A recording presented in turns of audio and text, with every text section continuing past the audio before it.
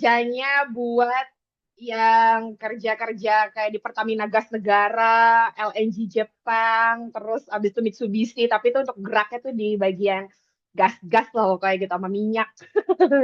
Oke, kayak sekian perkenalan aku. Nah, mari kita bahas.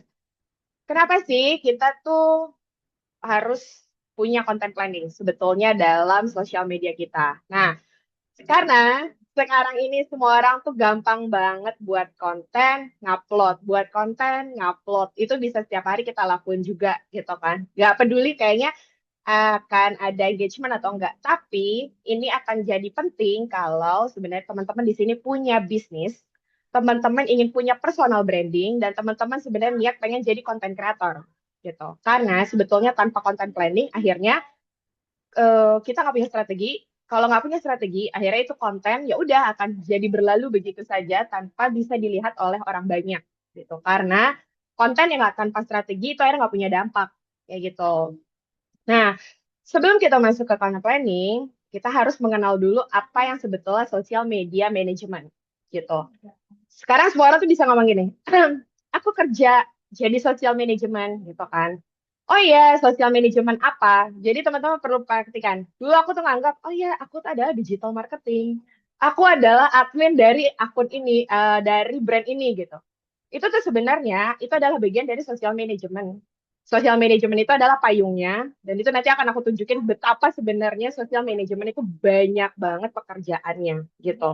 Nah, fungsinya tuh sebenarnya apa sih social management ini? Ya walaupun ada sih orang yang bilang social management ya itu berarti dia merangkum bekerja untuk seluruhnya semuanya karena dia yang harus membuat strateginya, dia yang harus ngelola, dia yang harus nganalisis kontennya sendiri, harus ngupload, harus ngejadwalin, dan dia juga yang harus bisa nganalisis semuanya data-data dari konten yang berhasil dan tidak berhasil untuk di semua platform media sosial yang dia pegang gitu.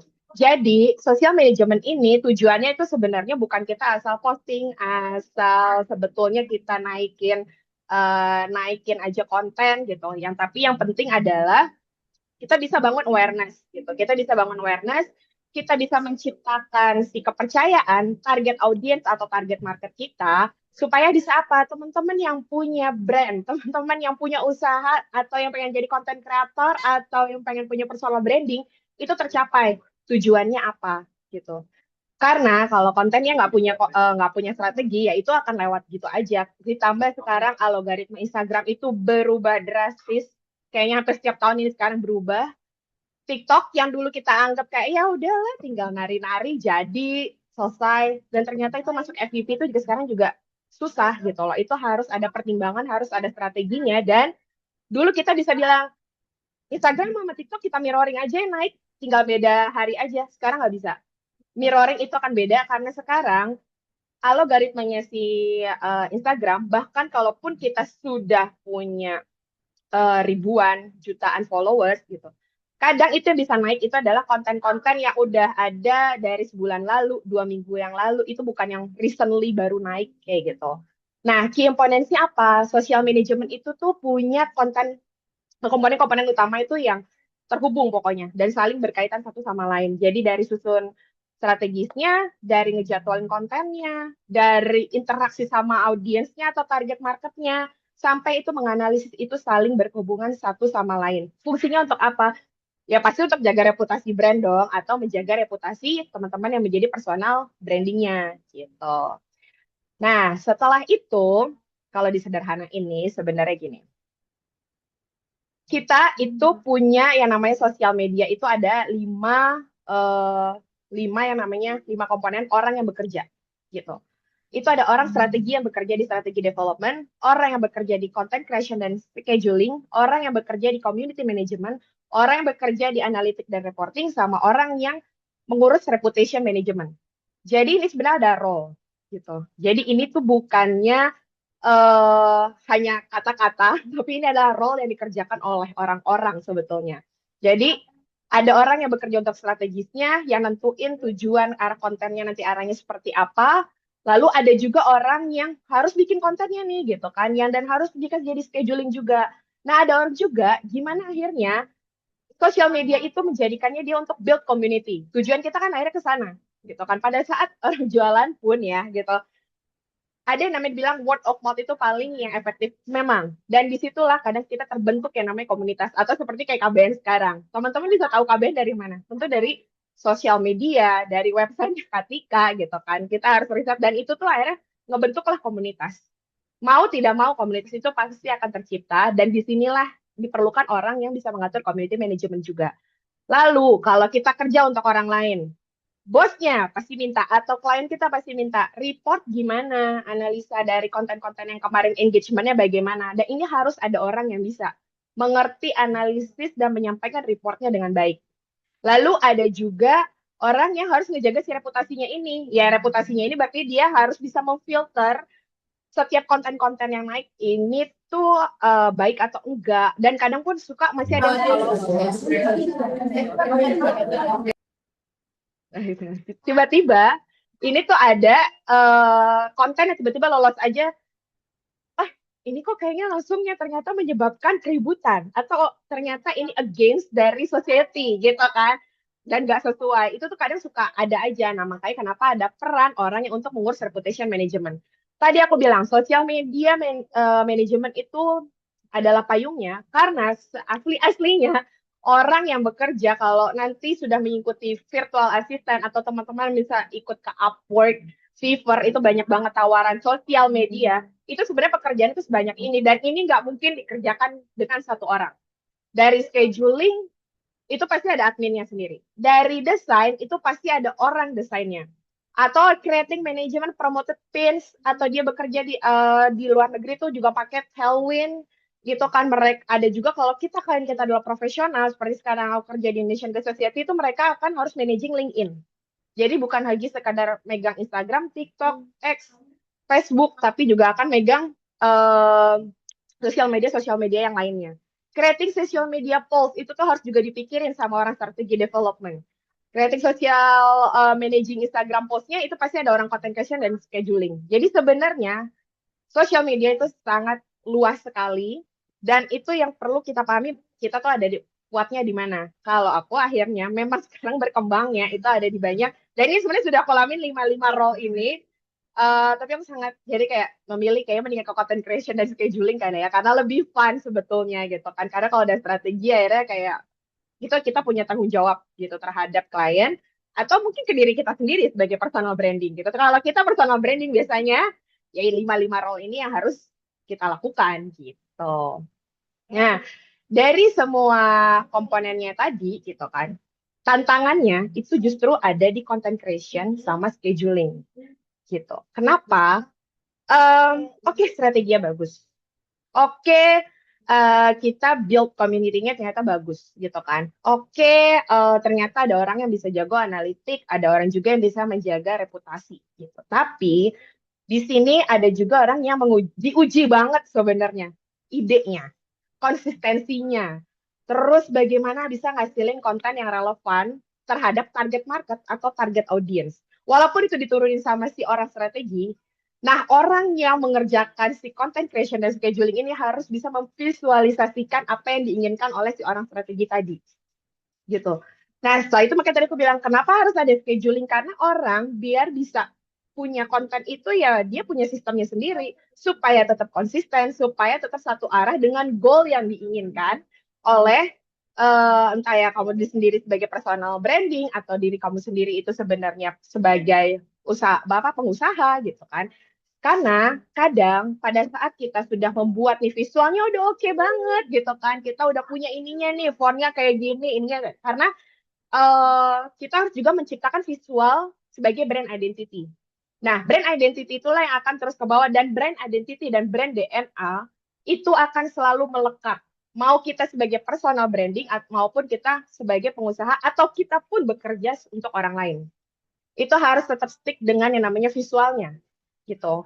Dan kita punya nih semuanya. Tapi gimana ya cara biar arahnya tuh pas, biar semuanya tuh terukur, biar semuanya jelas gitu kan. Karena masalah itu sebenarnya kadang orang bukannya nggak kreatif gitu loh, tapi dia nggak punya sistem aja untuk ngelola kontennya. Disinilah akhirnya muncul content planning itu yang menjadi solusi gitu.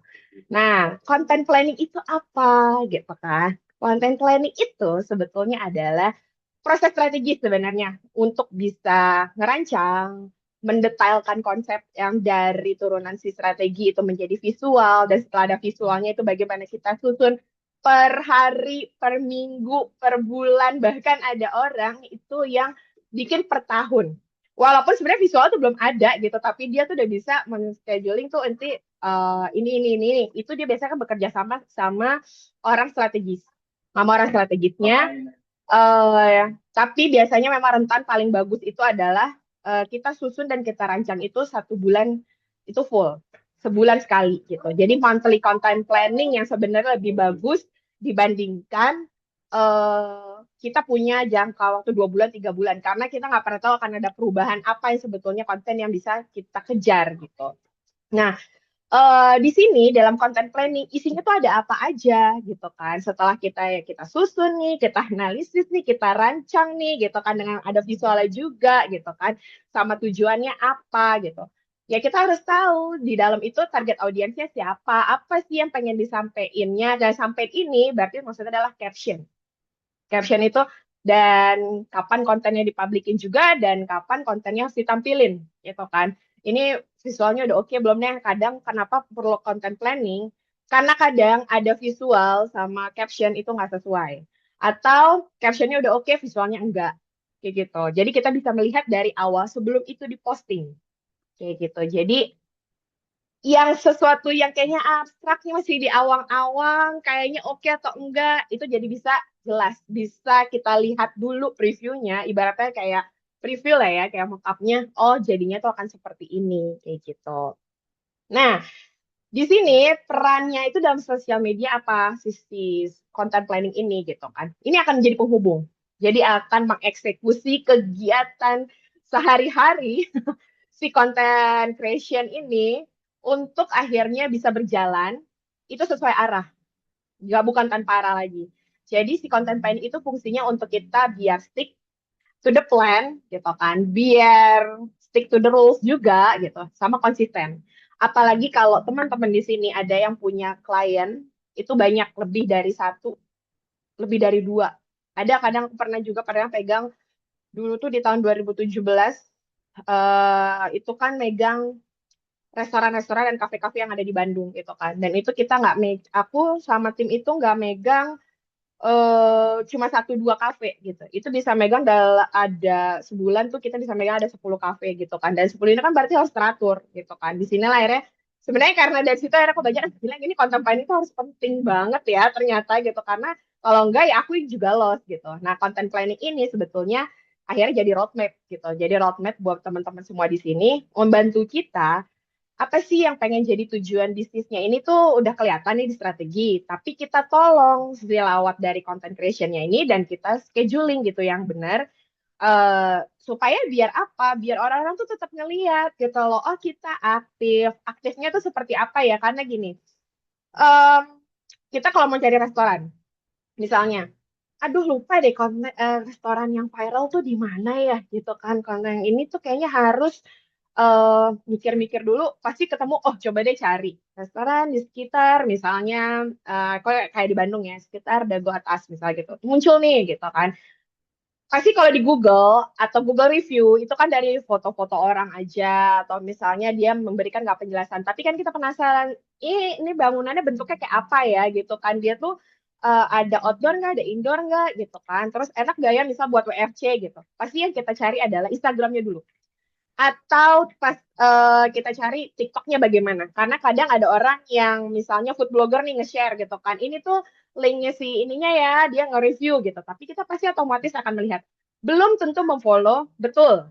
Karena itu belum terciptanya engagement gitu. Tapi kita nggak akan membahas sampai sana ya, karena itu akan lebih detail lagi kalau kita membahas gimana era menciptakan engagement sampai orang yang melihat itu memfollow, menciptakan kesadaran orang-orang untuk memfollow terus menjadi loyalis sama kita itu panjang banget itu ada khusus untuk konten sendiri gitu.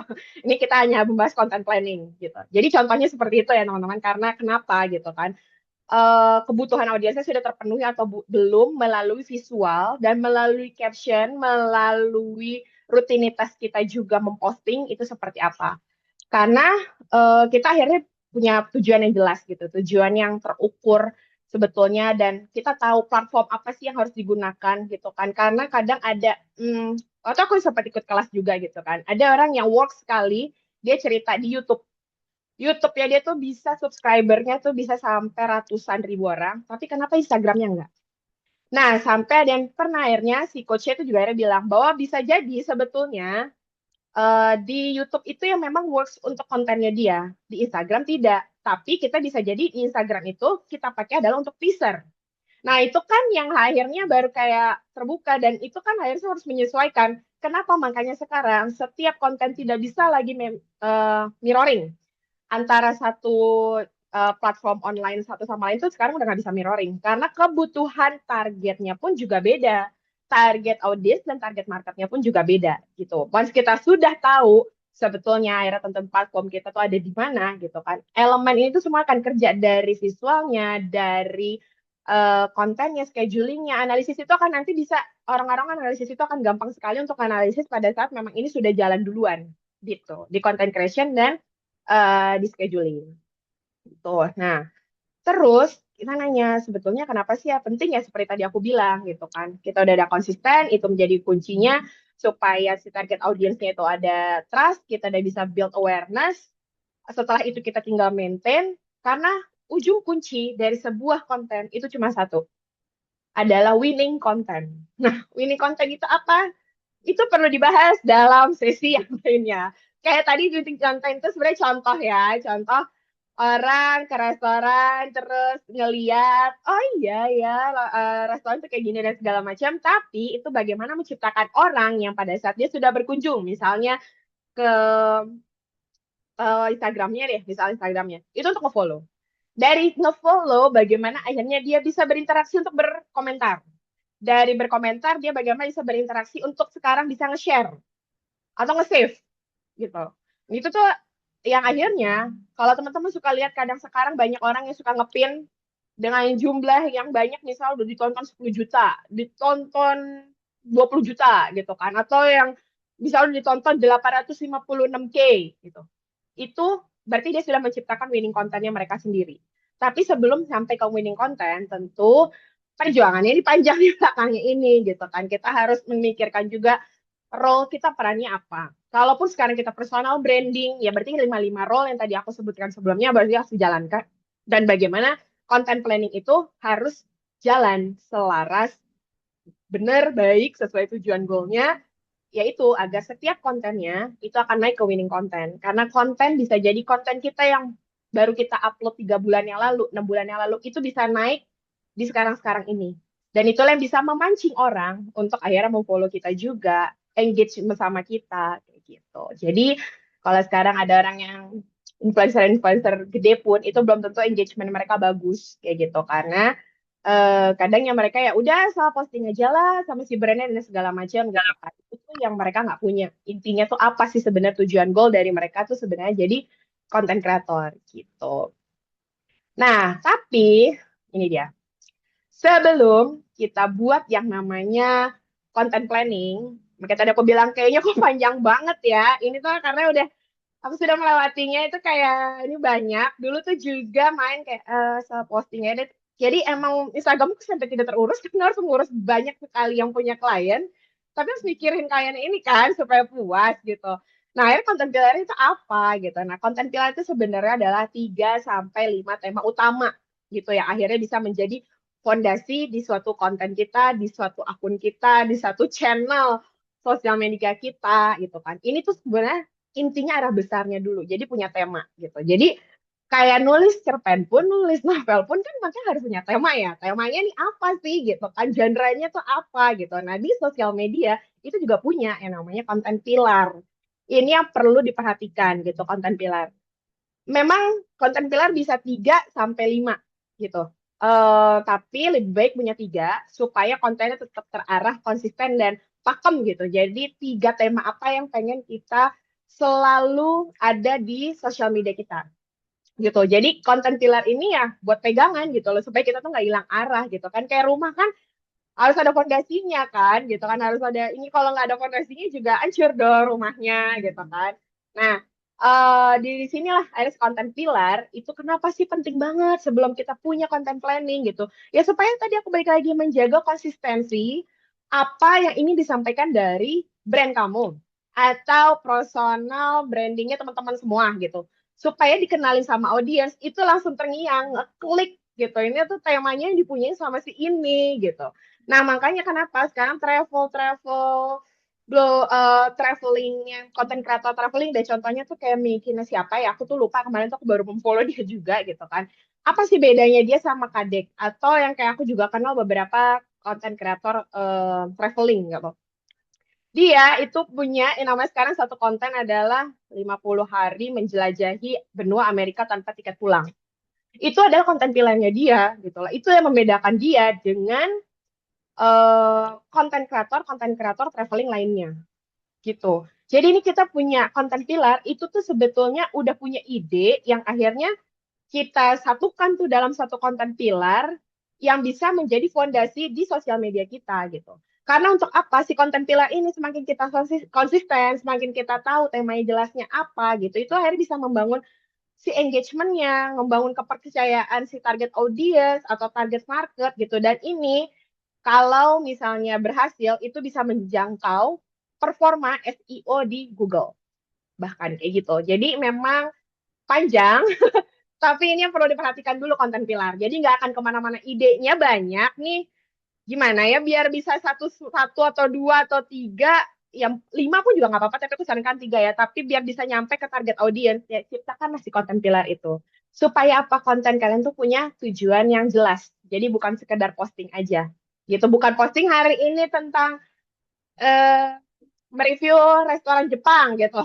Tiba-tiba dari jalan Jepang berubah lagi ke restoran Belanda. Jadi ya algoritmanya si dari setiap sosial media itu bingung. Jadi tujuannya tuh mau apa sih nge-review apa kayak gitu. Jadi ini aku akan kasih contoh gitu kan. Kalau misalnya kayak susah banget nih kebayang maksudnya apa nih gitu kan. Nah, di sinilah akhirnya kita kelompokin konten pilar gitu. Kita punya strukturnya di konten pilarnya itu sendiri gitu. Jadi masing-masing konten tuh supaya biar seimbang eh ini jadi misalnya gini, ini misal ya, dari 100% teman-teman itu pengen mengolahnya seperti apa, kayak gitu kan. 40% kalau aku biasanya menerapkan kayak gini, supaya porsinya adil, porsinya jelas gitu kan. Jadi nggak kemana-mana sebetulnya. 40% itu akan menjadi si core utamanya. Di sinilah storytelling itu bekerja gitu. Di sini value-nya brand, value-nya personal brandingnya teman-teman ada di core pilar satu. Di sini kalau ada expertise-nya teman-teman jadi content creator tuh ada di sini. Atau expertise misalnya saya adalah penjual, pedagang daging ayam kampung tapi eksklusif gitu kan. Nah, expertise-nya di sini harus dijelaskan di sini. Apa sih yang menjadi cerita utamanya di dalam brand itu ada di konten pilar konten satu ini gitu. Um, yang aku tahu gitu kan karena sempat ngobrol juga gitu. Beberapa orang yang gagal menjadi konten kreator atau orang yang punya usaha tapi dia kayaknya tuh kok susah banget ya ngeraih engagement di secara online gitu kan. Itu karena dia selalu memikirkan sales, konten kreator tuh mikirin ada yang kayak nanti brand masuk, brand ini segala macam. Brand gimana mau masuk kalau kaliannya pun juga tidak mengenalkan diri kalian dengan baik. Bagaimana orang akhirnya engage mau memfollow akun misalnya bisnis kalian, tapi kalau misalnya juga nggak jelas nih sebenarnya bisnisnya apa gitu kan. Makanya kenapa yang paling penting adalah pertama adalah storytelling gitu.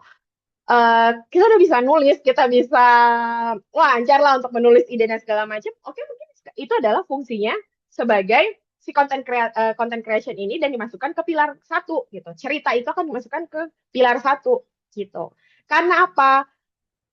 Teman-teman nanti akan butuh pilar 2 dan pilar 3. Pilar 2 dan pilar 3 itu nanti adalah konten yang untuk sebenarnya memperdalam pemahaman audiens aja gitu loh. Sebenarnya edukasi tambahan. Kalau misalnya nanti ada oke aku pengen konten-konten kayak bisnis nih gitu kan. Bisnisnya nanti mau buka kelas edukasi, terus ada orang yang ngomong expertise-nya langsung. Nah, ini bisa dimasukkan ke pilar 2. Karena pilar 2 itu sebetulnya adalah support konten untuk pilar satu gitu.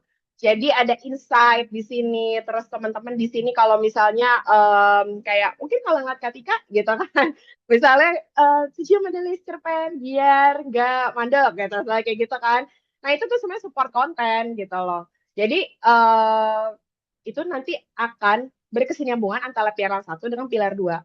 Karena di pilar tiga, di sinilah fungsinya kalau pengen ada CTA, kalau pengen jualan, pengen ngasih tahu ini saya punya kelas ini kalian bisa ikutan dan segala macam yang lebih untuk membangun kedekatan dengan si audiens itu ada di engagement content. Makanya kenapa konten yang keseringan ada CTA itu nggak works karena pertama nggak punya pilarnya gitu kan. Terus dia yang menjual adalah hard selling. Dia juga nggak tahu CTA ini masuknya tuh kemana gitu kan. Sebetulnya pilar satu, pilar dua itu boleh masukin CTA, tapi akan lebih baik pada saat masukin CTA itu ada di pilar tiga, engagement content, yang untuk menarik orang lain gitu. Nah, contohnya kayak aku bikin waktu itu ini untuk brand dia tuh pengen kayak brand ada lagu lah sebetulnya ada lagu creation dia gitu kan. Jadi konten yang kayak 40% aku taruh itu adalah konten utama yang jadi landasan fokusnya tuh ke ceritanya. Cerita lagunya tuh tentang apa sih? Punya nilai emosional apa dari lagu itu? Jenis kontennya tuh nanti seperti apa? Oh, ternyata dia punya cerpen atau novel, atau dia punya playlist lagu tematik itu yang nanti akhirnya dijadikan untuk bahan promosi di ininya di sosial medianya dia gitu. Nanti bentuknya akan seperti apa? Akan ada audio, nanti mungkin di Spotify itu akan nanti juga akan ada podcastnya gitu kan. Cerita dari lagunya itu sendiri seperti apa kayak gitu. Itu tuh makanya kenapa tuh ya konten satu selalu dibilang ceritanya gitu karena ini akan menjadi topik utamanya, storytellingnya. Bagaimana orang memahami oh dia tuh arahnya tuh ke sini ternyata kayak gitu yang lalu akhirnya disupport gitu kan. Jenis kontennya tuh baru nih, oh tips menulis cerita untuk lagu gitu, untuk membuat lagu dengan lirik yang emosional tuh seperti apa, behind the scene-nya gitu. Nah itu tuh akan ada di pilar dua. Pilar konten tiga, barulah akhirnya dapat nih kontennya menggabungkan antara si pilar konten satu dan pilar konten dua untuk dia jualan. Yang untuknya akhirnya bisa paham nih gitu kan orang-orang kita udah nge-grab nih mereka gitu kan mereka paham tentang kita tuh punya apa kita jual deh gitu itulah makanya kenapa bilang satu dua tiga itu jadi lebih jelas pembagiannya seperti apa ini bisa nggak 40% bisa 50 pilar konten duanya bisa 30 pilar konten tiganya bisa 20% itu disesuaikan sama kebutuhan teman-teman gitu oke terus kita lanjut tapi ingat banyak ya, kayaknya tuh kok banyak banget larangan dan bordernya nih, kayak belum nyampe konten plan ini udah pusing banget gitu kan. eh tapi ini adalah experience aku kayaknya, karena udah dari ya zamannya kerja dulu dari di Femina gitu kan, itu kan nggak tahu kenapa ya, aku juga sebenarnya nggak ada niat juga untuk bergerak di dunia digital, itu tuh ini tuh udah pengalaman dari tempat dari 2012 sebetulnya. Jadi sambil nulis itu pun juga oh udah mulai belajar nih hal-hal kayak gini gitu kan sampai ternyata perkembangan sosial media tuh udah sangat luas dan sangat drastis sekali makanya sebelum konten pilar itu jadi pun kita nggak bisa bilang apa yang kita suka berdasarkan apa yang kita butuh bukan karena tujuan kita punya konten di sosial media siapa sih sekarang yang nggak mau jadi konten kreator? Kayaknya tuh brand masuk, duit banyak masuk gitu kan. Wah, ladang cuan gitu kan. Gak apa-apa sebenarnya kalau teman-teman punya akun yang udahlah kayak aku juga gitu kan cuma buat nge-share main-main gitu kan nge-share yang story yang ngakak-ngakak di situ atau yang private gitu kan atau yang halu-haluan aku dengan korek-korek aku ya nggak apa-apa gitu kan. Tapi kalau pengen fokus juga bergerak di sosial media gitu kan. Tapi siapa yang tidak pengen itu bergerak untuk bisnisnya? Siapa yang tidak ingin bergerak sebagai mungkin jadi konten kreator sekarang kayaknya ya gitu kan bukan influencer lagi tapi konten kreator gitu. Nah, untuk mencapai ke sana, ini bukan apa yang kita suka, apa yang kita inginkan, tapi kita harus tahu target audiens kita tuh siapa. Apa yang dibutuhin sama si audiens.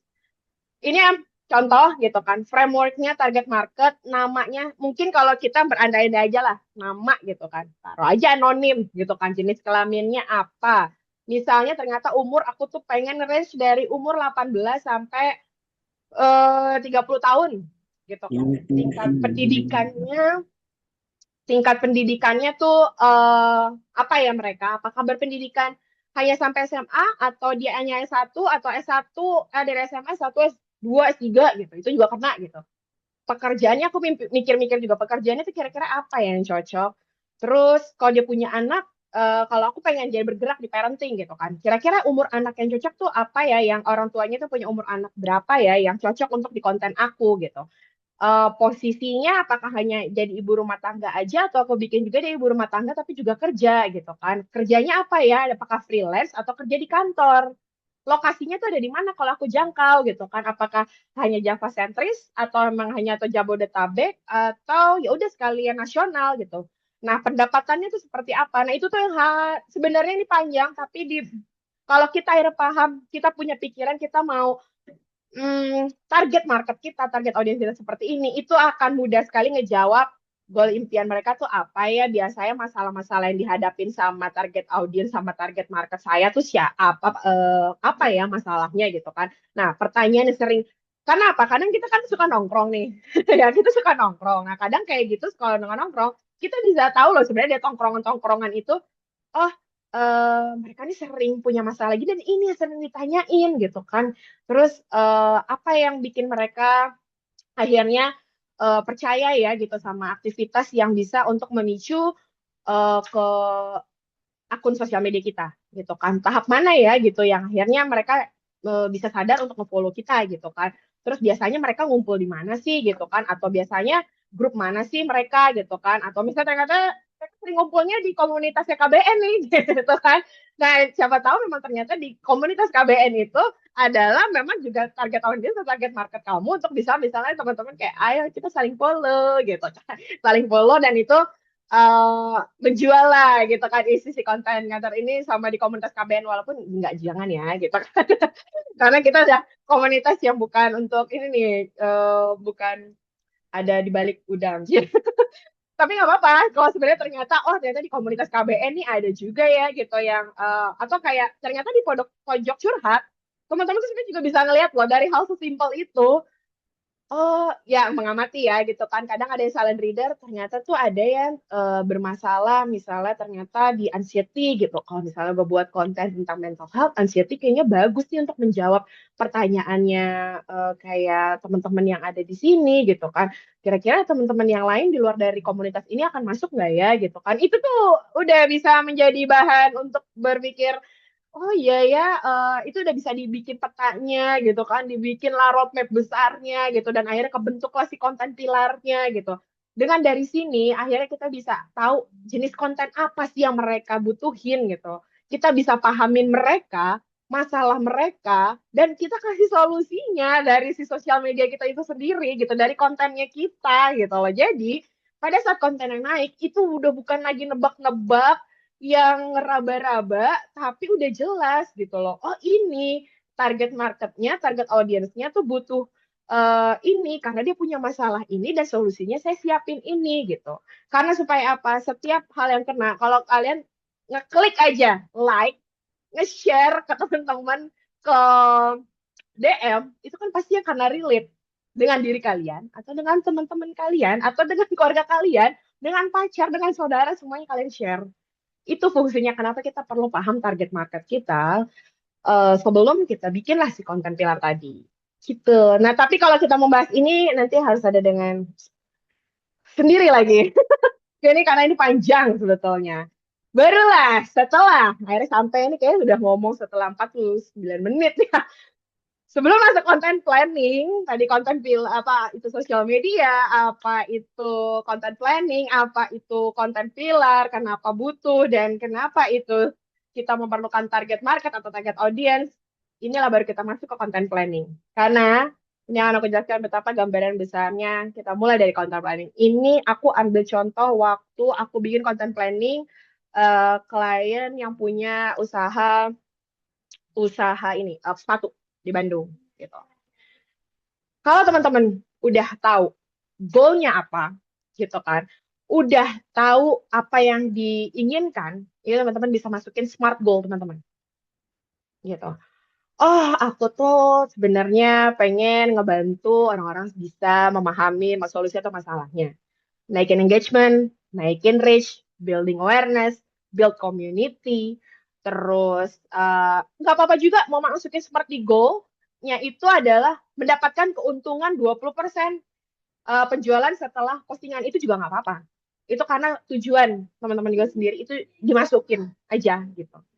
Setelah akhir kita tahu sosial medianya, karena kita tadi kan memahami dulu ya si target marketnya, si target audiens banyak di mana, eh ya kita bisa jawab, oh ternyata ada di Instagram dan TikTok nih. Tapi kita perlu memahami juga ternyata target audiens saya nih adanya buat profesional di LinkedIn, masukin LinkedIn.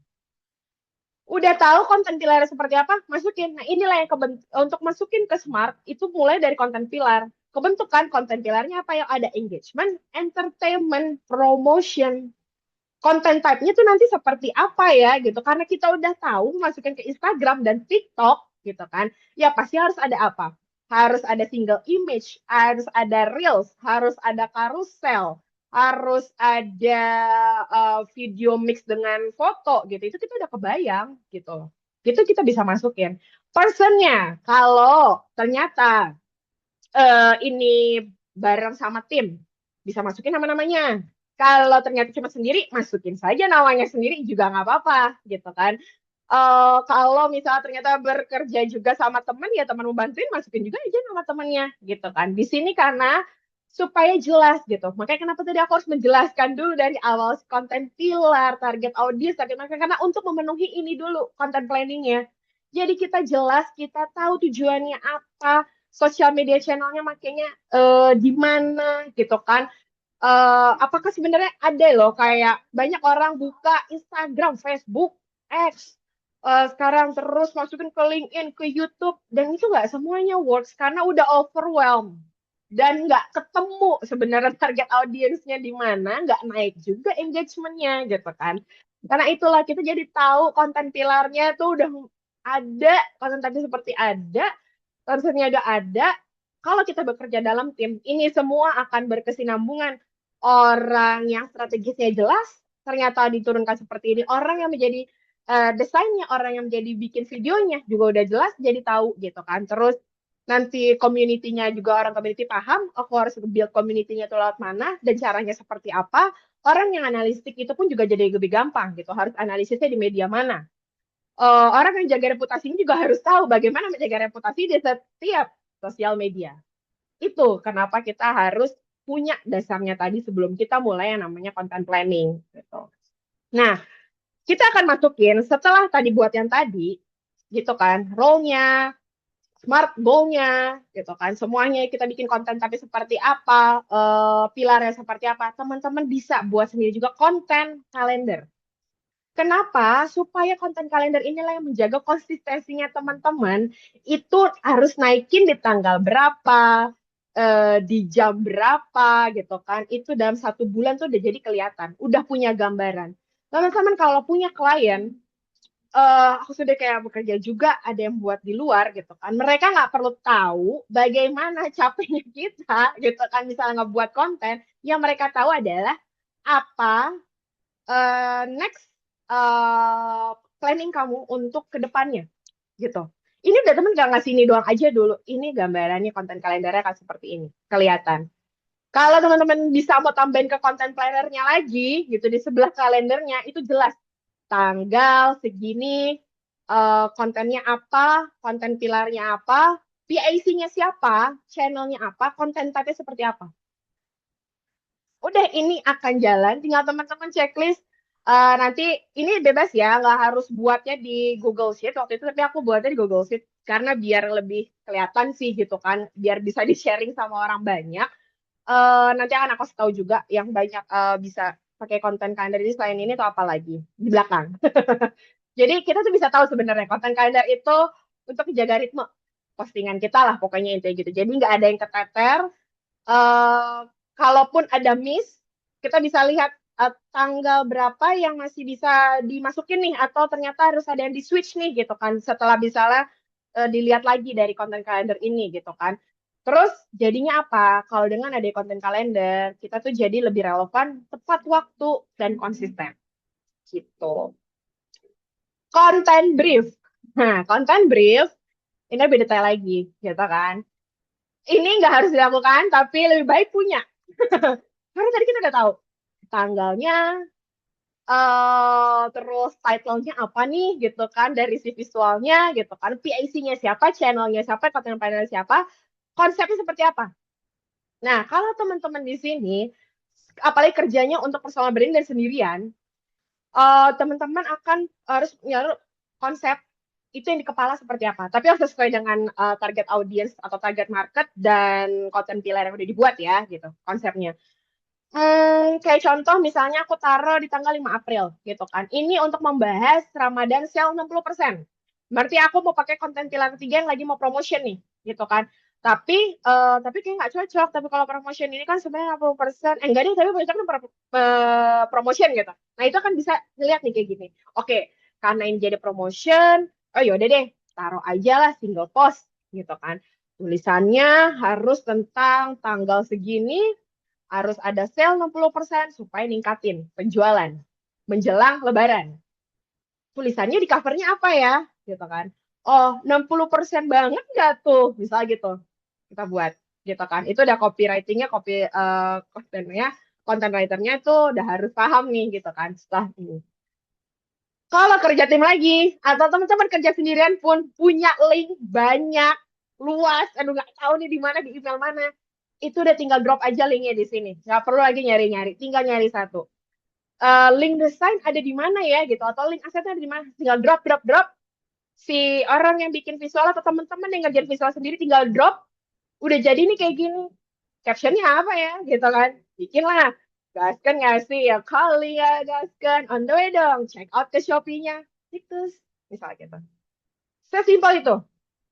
Masukin hashtagnya. Minimal 5 gitu kan. Tet, tet, tet, tet, tet. Selesai.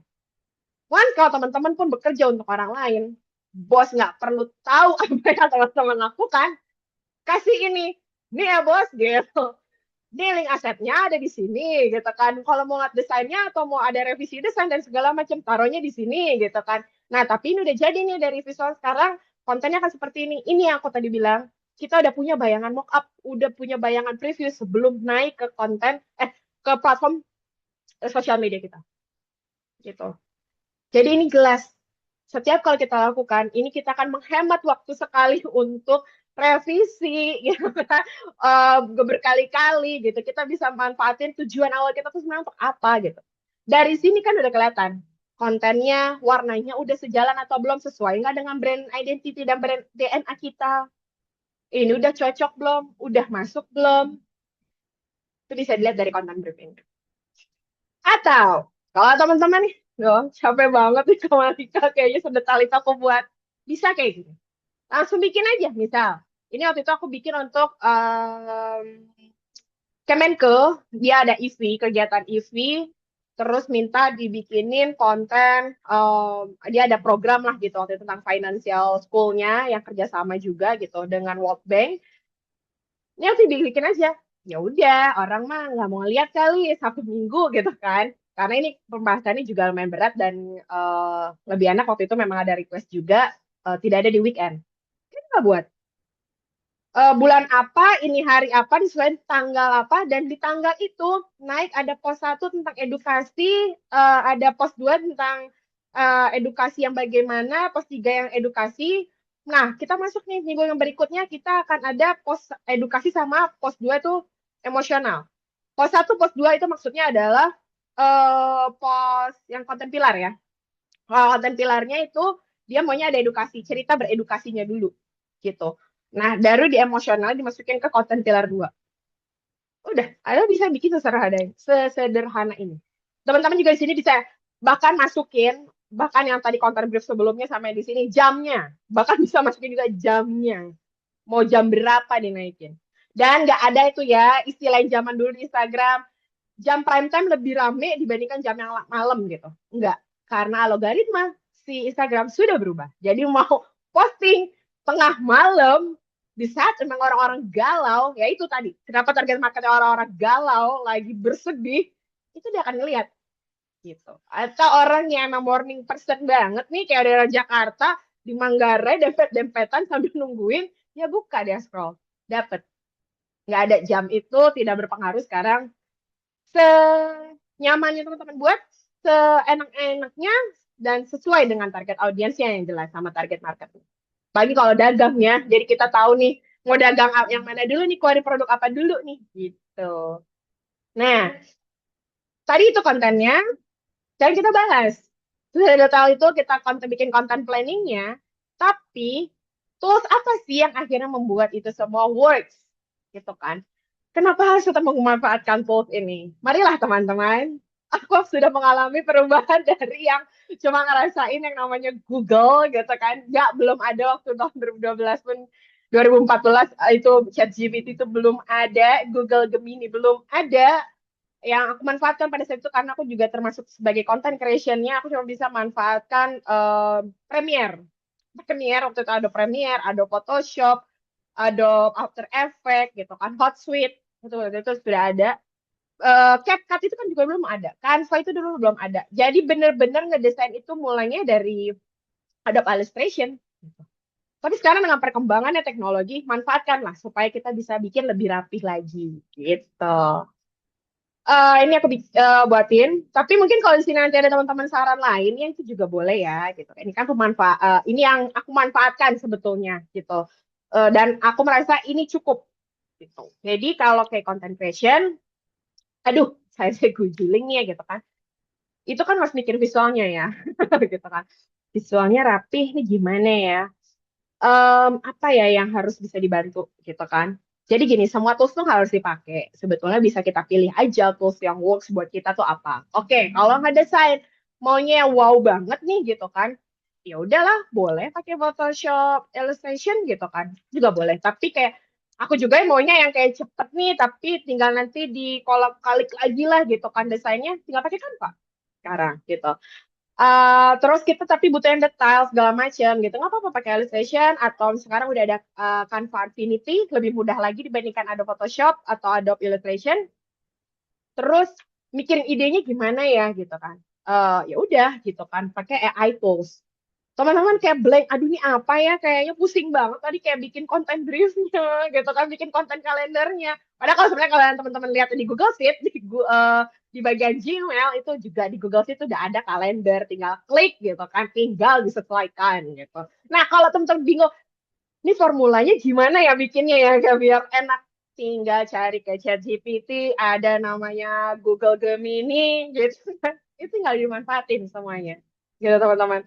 Jadi nggak harus pusing sekarang gitu kan, formula untuk membuat ini kayak gimana ya gitu kan. Aduh, aku udah pusing banget. Boleh nggak sih yang tinggal kopas? Bisa. Itu sekarang udah bisa kayak gitu. Nggak lagi kayak zamannya dulu kita yang masih harus bikin formula satu-satu. Atau teman-teman sini juga ada yang udah canggih di Excel gitu kan. Boleh nanti kan berbagi kelas gitu kan. Gimana caranya mahir Excel katanya gitu. Nah, itu untuk kalau design tools for content creation ya. Untuk bikin video itu sekarang udah mudah, nggak perlu lagi punya install Premiere berat-berat, bikin efek di AE itu nggak perlu lagi. Teman-teman nggak perlu ngatur audio di Audition, udah bisa semua di CapCut. Itu udah aku semua sudah di CapCut. Aduh, udah pusing banget deh ya mikirin videonya kayak apa nih gitu kan. Ya udah, ada template sekarang. Teman-teman kalau bingung, itu aduh mahal banget ya CapCut Pro dan segala macam. Join sharing sama teman. Atau teman-teman cari di X, itu ada juga yang pro sharingan gitu kan 35.000 gitu. Itu udah dimudahkan itu gitu. Mau bikin image udah ada Nano Banana, sekarang pun juga Sora udah ganti dia karena ChatGPT udah punya bikin image sendiri. Itu udah ada. Nah, setelah kita udah bikin si content creation ini nih berdasarkan dari konten pilar kita buat target audience yang seperti apa. Kalau target audience misalnya boomer-boomer ya gitu kan yang punya kacamata, ya jangan tulisan kekecilan dong gitu. Nah, kayak gitu kan udah tahu ya nanti bikin visualnya fontnya seperti apa, ukurannya bagaimana gitu. Itu tuh udah makanya kenapa harus punya basic sebelum base-nya dulu yang sebelumnya, sebelum buat ini gitu, sebelum buat si desainnya gitu. Nah, setelah kita udah buat content creation, tools apa ya untuk scheduling buat publishing gitu, untuk managing kontennya gitu. Karena kalau teman-teman udah males di Google Sheet, teman-teman udah males di Excel bikin sendiri, tools ini bisa membantu. Ada Social Pilot, Buffer, Hotsuite, Meta, Business, Co-Schedule, sama Letter. Ini berbayar jelas. Dia berbayar, tapi dia juga ada yang free, tapi tidak dibukakan seluas dan sebanyak kalau kita bayar gitu. Di sini sekarang Hotsuite dulu yang cuma bisa scheduling, sekarang bahkan Hotsuite itu udah bisa bikin content planning. Jadi udah ada content kalendernya sendiri gitu. Itu bisa tinggal dimasukin. Social Pilot pun juga sama. Ini tuh sebenarnya tergantung kebutuhannya. Senyamannya teman-teman pakai yang mana gitu. Tapi dari berdasarkan aku juga VA dan pernah kerja sama freelance dengan orang luar, itu rata-rata mereka pakai ini gitu. Dari Social Pilot, Buffer, Hotsuite, ke Schedule, Letter, Meta Business. Bahkan dari Instagram sekarang Meta tuh udah ada. Jadi kalau yang teman-teman pegang Facebook sama Instagram itu bisa memanfaatkan si Meta Business itu sendiri gitu. Terus nanti akan ada inisiasi ini kayak gimana. Nah, aku juga bingung. Bingung banget deh mikirin captionnya apa ya. Kayak udah capek banget ngedesainnya, apalagi kalau pengen personal branding buat sendirian megang gitu kan. Atau ternyata kerja tim, saya ini emang jadi content writer nih atau copywriter tapi lagi mandek banget gitu kan. Apa ya? Manfaatkanlah ada copy AI gitu kan. Ada di sini juga kalian bisa manfaatin juga Gemini gitu kan. Di sini juga ada Copysmith, bisa dicoba. Ada ChatGPT, kalau ternyata ChatGPT aduh udah kayaknya nggak bagus nih gitu kan, butuh inspirasi dulu deh nulisnya gitu kan, ya udahlah bisa pakai ke Copysmith, Copy AI. Tapi balik lagi nggak bisa telak-telakan ya kita copy terus ya udah kopas aja enggak gitu. Tetap harus kita adjust lagi, harus kita bikin sesuai dengan tone kita, karena balik lagi mereka hanya robot bukan manusia. Untuk lebih touch emosional tetap harus menggunakan sense of human. Nah, mereka hanya membantu apa yang ada di ide kepala. Apalagi kalau misalnya udah kerja buat sendiri atau mungkin emang lagi burn out, ya ini bisa membantu gitu. Lalu hashtag. Hashtag tuh ada yang bilang sebenarnya nggak ngaruh dan segala macam, tapi itu sebenarnya masih berpengaruh. Kadang lupa judulnya apa, lupa kontennya apa, lupa lagi ngebahas apa, tapi tinggal klik hashtag misalnya gitu kan. Aku lagi tergila-gila juga nih misalnya nge-Halloween misalkan. Si artis Luke Thompson itu kan, aku cari aja karena dia juga gak punya sosial media. Luke Thompson, nah muncul deh hashtag Luke Thompson itu, terus akun-akun yang membahas si Luke Thompson itu. Itu jadi sebenarnya hashtag itu masih berpengaruh ke sana, makanya pun juga kenapa di Instagram itu pun juga masih ada searching by hashtag. Untuk menentukan hashtag yang performanya bagus tuh di mana sih teman-teman bisa manfaatin right tag atau hashtag Giphy gitu. Di sini hashtag Giphy pun bahkan bisa nge-find yang sesuai dengan konten kita, dia analisis dan itu bagaimana kita amplify-nya seperti apa. Kayak gitu. Nah, tools untuk security and management. Apalagi akunnya banyak gitu kan. Dan ini nggak hanya buat sosial media ya, tapi bisa untuk kayak Netflix, bahkan akun Netflix, kalian punya akun Amazon, punya Prime Time, terus ada akun bahkan PayPal atau misalnya Disney Plus, terus teman-teman juga ini nih, ini contohnya gitu. Di sini LastPass itu akan membantu mengelola sebetulnya password biar aman.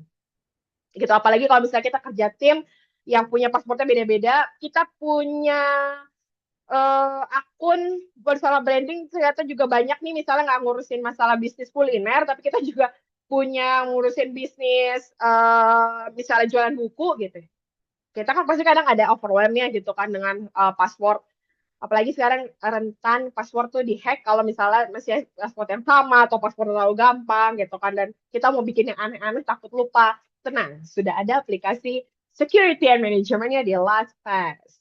Teman-teman bisa manfaatin ini semua. Terus, nih aku bilang, kenapa sih akhirnya tools ini penting? Oke, tadi teman-teman mungkin ada gambarannya. Hotsuite itu udah bisa seperti ini. Udah jadi ada di bawah ini, dia udah ada planner, udah ada konten. Jadi udah ada konten planner ya. Teman-teman nggak mau bikin kayak aku yang tadi kayak Google Sheet, itu udah bisa buka ke Hotsuite.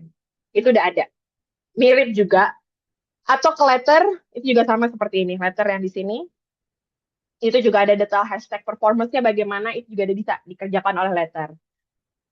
Copy AI itu akan bentuknya kayak gini. gitu. Ya bikin captionnya itu juga bisa bikin caption untuk per posting itu juga udah muncul gitu. Hashtag suggestion yang tadi aku bilang hashtag pie itu dia akan kayak gini. Yang merah-merah ini tidak dianjurkan gitu. Bahkan ada yang dia tulis ban on Instagram by bla bla bla bla bla bla. Kalau pas kita drop aja image kita atau visual kita seperti apa, itu dia akan langsung ngasih tahu hashtag apa yang working untuk si image ini gitu.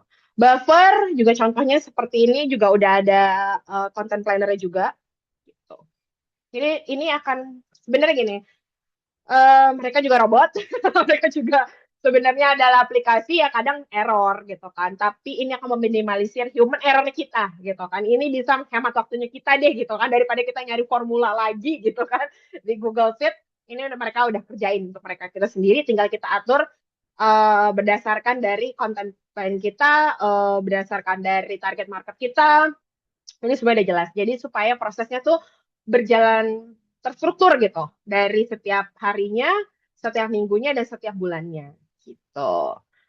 Nah, kenapa kita perlu akhirnya content planning ini? Because from the idea, from the planning to execution, kita akan bisa memahami ini. Tadi aku bilang kenapa ini aku juga bikin sebenarnya di Google Sheet ya. Eh, Ketahuan gitu loh. Jadi kalau pada kita udah teratur, kita udah paham target audience kita udah paham target market kita, sebenarnya gitu kan, kita udah paham konten pilar apa yang pengen dibahas gitu. Kita bahkan bisa bikin kayak gini, 3 konten tertinggi gitu. Mana konten yang bagus, mana konten yang tidak baik, mana konten yang harus diperbaiki untuk bulan depannya. Impressionnya gimana, si reach-nya gitu kan, save-nya, share-nya waktu itu gitu kan. Kita bisa lihat mau urutannya. Itu jadi mungkin ini nggak akan berpengaruh ke teman-teman yang punya content creation gitu kan. Tapi ini ya teman-teman berpengaruh sebagai kalau teman-teman punya role di social media manager itu sebagai analitik atau report atau untuk bekerja untuk diri sendiri atau bekerja untuk brandnya gitu. Jadi bisa ngelihat mana sih yang akhirnya kita lihat ya setelah direncanain tuh yang jelas, yang bagus tuh yang mana gitu, yang berdampak tuh yang mana akhirnya gitu kan. Karena inilah kalau kita sudah tahu, kita sudah paham apa yang ingin kita capai, apa yang visual yang keluar, apa yang sudah terbentuk dari yang kita posting secara terarah dan terstruktur, kita akan menciptakan sebuah winning content untuk menciptakan ladang cuan. Kalau ditanya lagi winning content itu apa? Itu harus dengan kelasnya sendiri. Karena itu panjang sekali gitu kan. Itu lebih panjang lagi karena kita hari ini cuma bahas content planning. Fungsinya content planning itu untuk menciptakan ini, untuk menciptakan sebuah winning content, menciptakan sosial media yang terstruktur dan terarah sebetulnya gitu. Karena konten yang bagus itu bukan hasil instan, tapi hasil konten yang terstruktur. Terima kasih semuanya teman-teman. Mungkin saya panjang ya. Beneran real sejam sih. Sejam lewat 15 ya, 13. Demikian ketika Wow.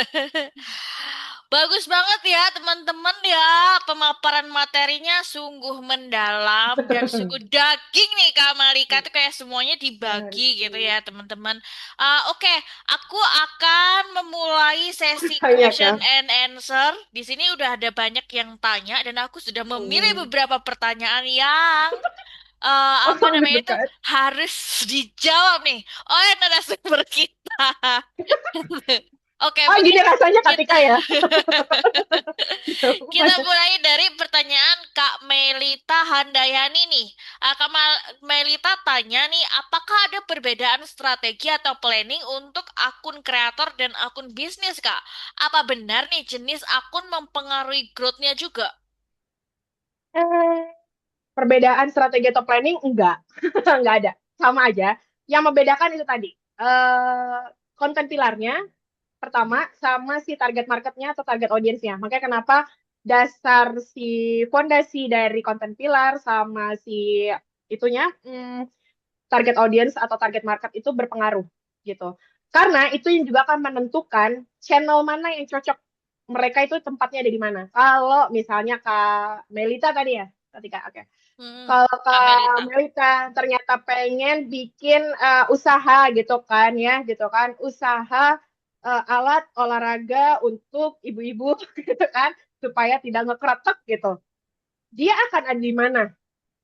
mungkin nggak ada di Facebook, mungkin nggak ada di Threads, bahkan sekarang mungkin ada nggak di Threads, atau mungkin nggak ada dia di X gitu kan. Atau ternyata target audiensnya adalah untuk oma-oma.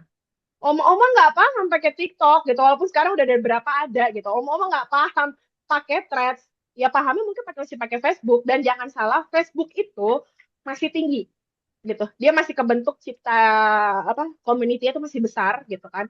Bahkan sekarang tuh ada Facebook Pro Ads gitu. Itu tuh yang bisa jadi ladang cuan teman-teman juga di situ untuk Facebook. Di situ wadahnya. Makanya kenapa kita perlu memahami konten pilar kita, target audience, target market supaya bisa tahu channelnya di mana gitu. Jenis akunnya pun juga akhirnya kita paham bagaimana dengan itu kita paham itu pasti growth. Kalau kita nggak paham itu nggak akan growth gitu. Gitu Kak Tika. Oke, terima kasih Kak Malika. Kita langsung ke pertanyaan berikutnya ya. Ini karena ada beberapa, Oke. ada banyak pertanyaannya, jadi biar cepet gitu. Dari Kak Suci, ini separuh konsultasi ya Kak Suci. Aku akan bacain pertanyaannya. Kak Malika, aku mau nanya nih, sebenarnya oke nggak sih kalau tiap campaign tuh punya pilar yang berbeda-beda? Jadi ini Kak Suci lagi pegang brand fashion baru yang targetnya Hmm. naikin brand awareness sama engagement dalam 6 tahun ini. Nah, Hmm. selama itu mereka bakal jalanin 3 campaign besar. Kreatif director dari Kak Suci minta tiap campaign tuh dibikinin pilar yang beda gitu Kak. Menurut Kak Malika ini bakal ngaruh nggak ke pencapaian goals utamanya? Oh iya, beda-beda ya berarti punya merek beda-beda karena dia tiap brand berarti ya, tiap Hmm. apa ya beda-beda. Iya, memang harus kayak brand apalagi brand fashion ya tadi misalnya bisa fashion gitu kan. Iya, brand fashion. Eh, naikin engagement, naikin ini. Itu sebetulnya perlu punya pilar yang beda-beda karena pasti targetnya dari fashion itu beda-beda gitu kan. Mungkin fashion ini khusus untuk men and woman, tapi bisa jadi si fashion ini men and woman tidak cocok untuk konten pilar em, si brand yang untuk woman aja gitu. Jadi goalnya kemana nih? Goalnya kan tadi untuk naikin engagement gitu kan, build awareness 6 tahun gitu kan. Itu goalnya gitu kan. Tapi nggak apa-apa punya konten yang pilar yang berbeda untuk setiap brandnya gitu. Karena itu balik lagi kita harus memahami si target marketnya kemana. Pas kita market kemana, kita udah tahu nih konten pilarnya. Oh harusnya itu ke sini gitu. Karena satu konten pilar itu tidak bisa untuk semua brand yang sama gitu. Kayak misalnya juga hmm, kayak contohnya tuh sebenarnya aku lagi berpikir yang kayak brand punya multi banyak atau brand yang kayak People Cafe itu punya anaknya siapa ya, anak indukan siapa ya? MAP, iya gitu kan. Kalau Kasuci juga lihat gitu kan, tujuan goal mereka sama gitu kan. Mereka itu sebetulnya pengen menciptakan si apa pembeli buyers gitu kan. Itu dengan target yang dia aku tahu bocorannya gitu kan. Itu dia bisa target itu dalam tiap bulan itu punya 50% gitu kan. Dari setiap apanya gitu. Cuma itu kayak aku nggak bisa kasih tahu sih ya. Dia punya gitu MAP Group gitu kan. Dia itu kan juga ada bagian dari Subway gitu kan. Karena dia harus balikin investasi juga. Tapi kan Subway sama People's Cafe itu kan beda. Satu restoran, satu itu hanya makanan cepat sajinya ya Subway gitu kan. Yang makanan yang roti bagel ini dijadiin untuk sandwich gitu. Itu kan beda. Yang satu cafe dengan konsep Indonesian modern, yang satu lagi adalah sandwich yang bisa di take away. Konten pilar mereka beda walaupun ya tujuannya sama. Setiap dari anak induk perusahaan MAP ini bisa menaikkan 50% dari target em, penjualannya karena mereka harus ada pembalikan investasi. Gitu, semoga menjawab Kak Suci. Oke. Aku akan lanjut ke pertanyaan Kak Grace ya. Hai Kak, izin Hmm. berbagi pandangan Kak Malika. Kak Grace juga dari LSPR saat ini. Aku setuju Wow, Anda untuk untuk core pilar pertamanya adalah di story di materi kuliah aku di salah satu matkul materi tentang penyampaian brand cerita yang kuat dan brand adalah menceritakan kisah nyatanya seperti Microsoft waktu itu core work coworkernya yang bagiin kisah penggunaan Microsoft dalam kehidupan sehari-hari. Berarti untuk core pilar satu, apakah seperti konten tentang daily life itu termasuk salah satu contohnya? Jadi maksudnya tuh apakah konten daily life itu bisa kita masukkan ke core pilar satu yang 40% tadi itu Kak Malika? Oke. Halo, salam Londoners, Kak Grace. Ini kalau masih kuliah nih batch-nya udah jauh nih. Saya perkenalkan saya batch 14. Jauh ya. Ini pasti anak LSPR nih kayaknya brand ini ya, advertising ya. Advertising ya, Kak Grace. Oke. Itu ya ini aku juga karena belajar juga sih ya gitu kan. Itu bener banget dan itu bisa jadi brand yang kayak Gram ya kan. Get ready with me gitu kan. Itu ternyata adalah core kita tuh sebenarnya untuk nunjukin keseharian kita, misalnya bekerja, misalnya bolak-balik PP Bandung Jakarta, misalnya gitu. Itu kan adalah intinya kita pengen nunjukin gitu kan, jadi konten kreator si daily life pekerja yang dari Bandung ke Jakarta PP bolak-balik gitu kan, setiap harinya misalnya kayak gitu. Itu kan berarti ceritanya kita gitu kan. Itu storytellingnya kita yang ingin kita sampaikan ke target audiens atau target market kita. Nanti di pilar 2 itu mungkin bisa didukung gitu kan kayak uh, tips untuk dapat tiket travel murah, tips untuk dapat jam whoosh di tiket biar dapat murah gitu kan, atau bagaimana perjalanan dari si LRT ya, LRT Cawang ya misalnya gitu kan, ke Halim bisa ke Kuningan gitu kan, biar dapat murah ngetapnya tuh cara gimana. Nah itu bisa didukung di konten pilar 2. Jadi daily life ini berarti intinya nanti pendukungnya tuh dari konten pilar 2 atau konten pilar 3. Gitu sih Katika. Oh, oke. Mantap nih, Kak Malika. Wow. Semoga menjawab ya, Kak Grace. Keren. Kita akan lanjut ke dua pertanyaan lagi, Kak Malika, karena udah 2021. Ini udah off time sebenarnya.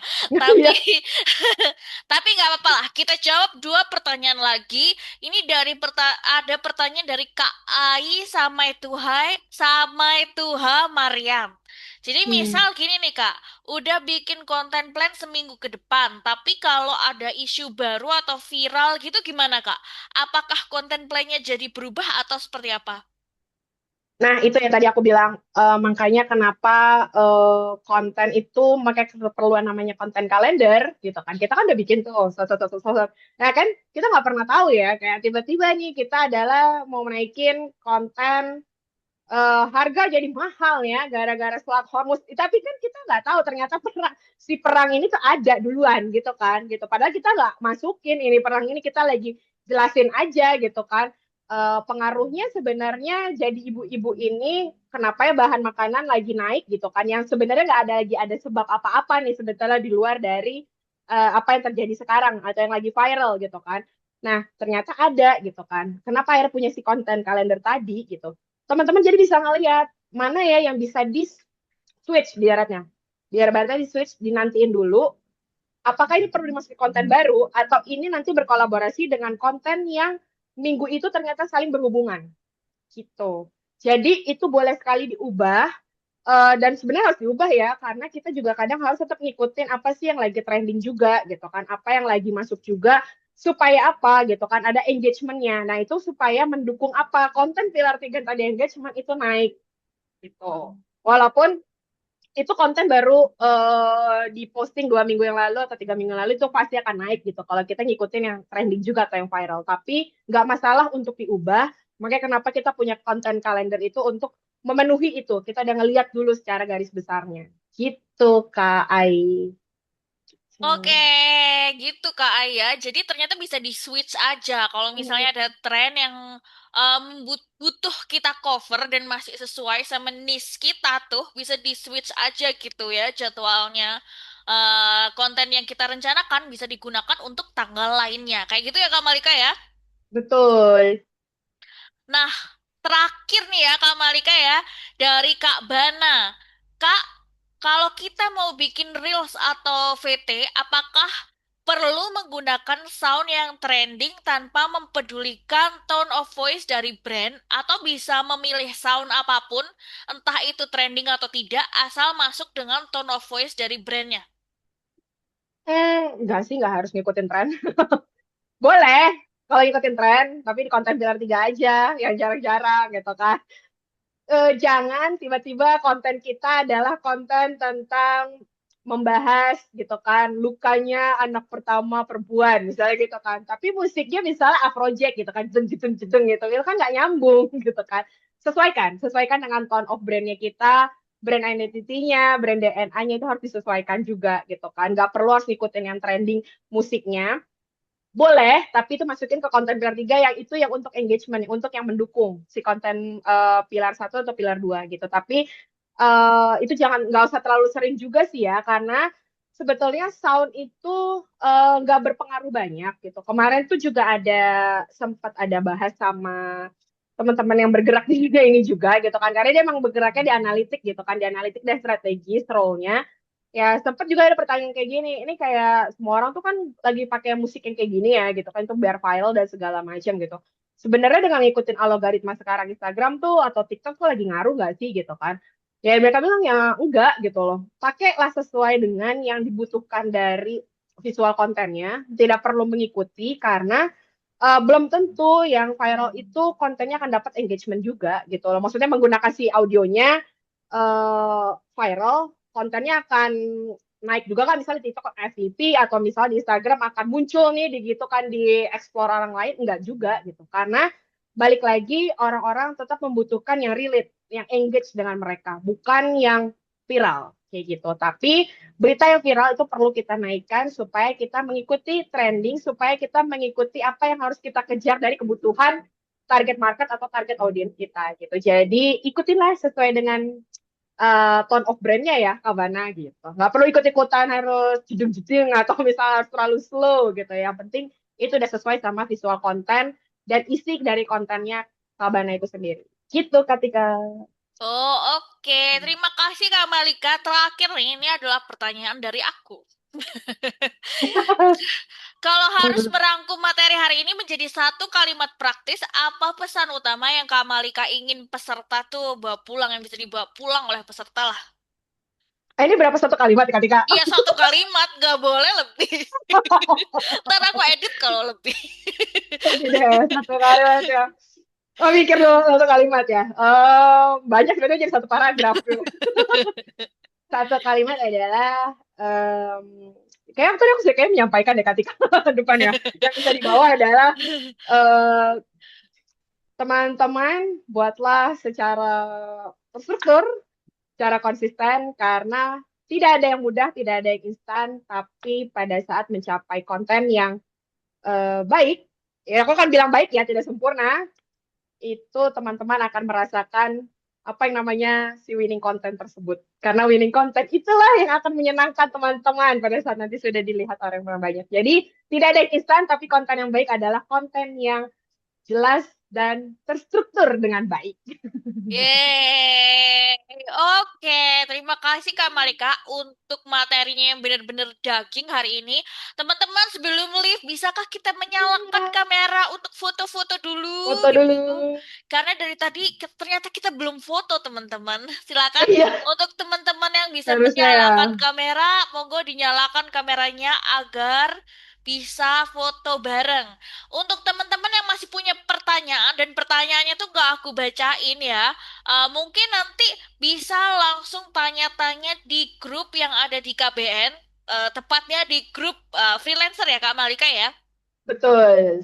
Tepatnya Freelancer di aja. grup freelancer, kalian bisa copy paste pertanyaan kalian aja dan ngetek Kak Malika. Nanti pasti akan dijawab di grup WA dan dilanjutkan di grup WA. Oke, aku akan foto dulu teman-teman untuk slide yang pertama. Senyum dulu dong. Satu, masih ada lagi. Ada lagi? Oh, masih. Satu, dua, tiga.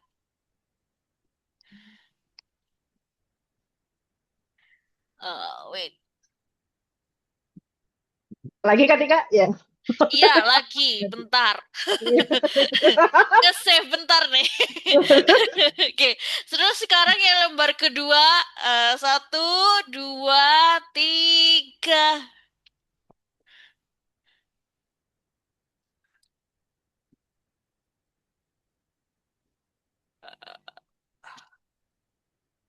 Oke, sekarang yang lembar ketiga. Satu, dua, tiga. Oke, terima kasih teman-teman sudah hadir di webinar menulis gratis April 2026 tentang cara bikin konten planning yang efektif dan sustainable. Semoga webinar ini bermanfaat ya materinya untuk kita semua dan bisa dibawa pulang, bisa dipakai untuk bekerja, berkarya, dan terus menulis. Terima kasih teman-teman. Betul. Terima kasih Jika semuanya. jika ada pertanyaan, langsung aja tag aku atau Kak Malika di grup freelance ya teman-teman ya. Terima kasih atas waktu dan kesempatannya malam hari ini. Oke, bye.